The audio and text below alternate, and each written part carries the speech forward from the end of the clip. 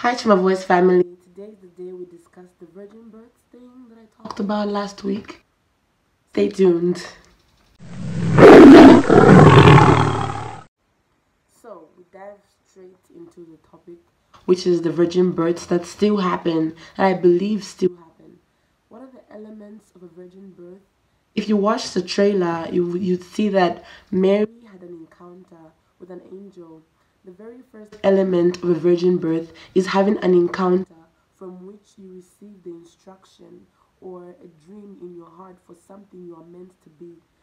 Christians need to be spiritually available or seeking after God to give them a dream in their heart for what His purpose is for our lives.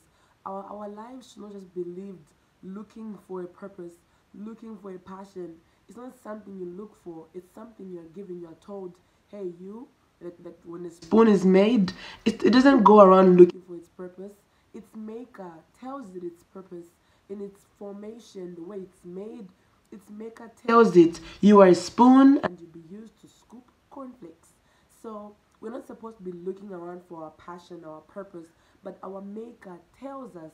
And in that encounter, when you have your encounter, God tells you, hey, I want you to do blah blah blah blah blah. Of course, everybody has the first assignment, which is to preach the gospel, but there's always, when people have a particular purpose from God, it comes by an encounter. It could be in a dream, it could be in a vision where you just see something and God is telling you that this is what your life is meant to be. An encounter with the supernatural giving you your purpose and instruction for what it is you are meant to do on this earth. The second element of a virgin birth is the curiosity that you have to have into what God is saying. You're supposed to ask questions like, how is it going to be? Mary asked, how is it going to be? Moses said, I don't have the tongue to talk to Pharaoh. I've got this capability. When you're asking the how, most of the times we look at our own incapabilities. It's not a bad thing because we're not perfect. So when we realize our imperfection compared to the dream that God is talking about, you're going to ask Him, how is it going to happen? How is it going to be possible? How, Lord?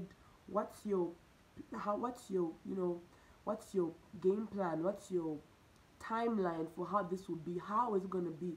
The curiosity that God will know that you're interested in what you. Some people don't ask how. Some people just say, yes, sure.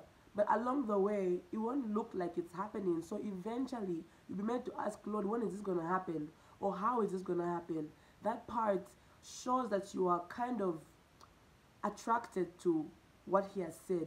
Other people think that, when you just like get the revelation from God about what you're meant to be, you just think it'll be a smooth sailing thing. But there are things that will come your way that will make you think that what God said was either a lie or you were just dreaming and your own mind made this thing that you're gonna be great.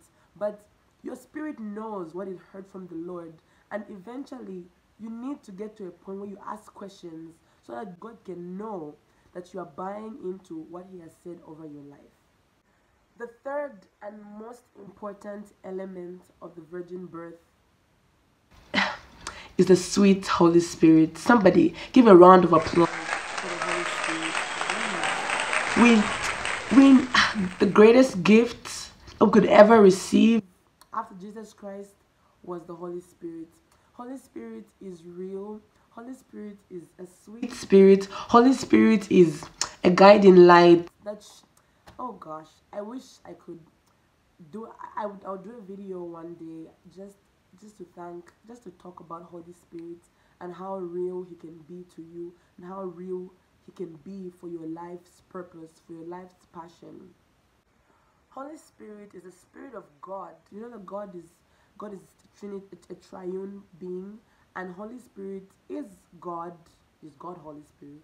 God the Father places in you a dream, and Holy Spirit is the power to fulfill or manifest that dream or that seed that God the Father planted in your heart.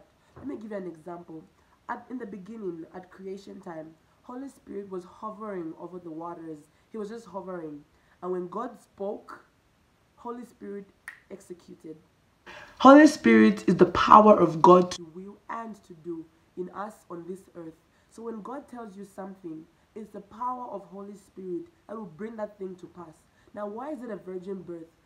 Mary had no help from any other man apart from Holy Spirit.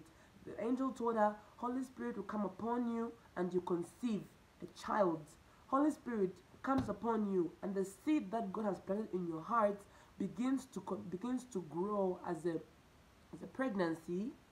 And when you conceive that dream, when you become what God called you to be, you're conceiving.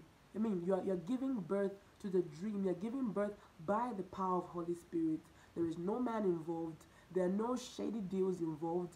I had a testimony from Frank Edwards, and he was talking about how when he just started coming out, like when he just started like doing his music, he went to Africa to do a music video, and there he was offered by these white people. He was offered a deal, and he was told that if he just removes the name Jesus from his songs, he would blow more. Of course, it doesn't sound very detrimental when you just, put God in place of Jesus in every part of your song.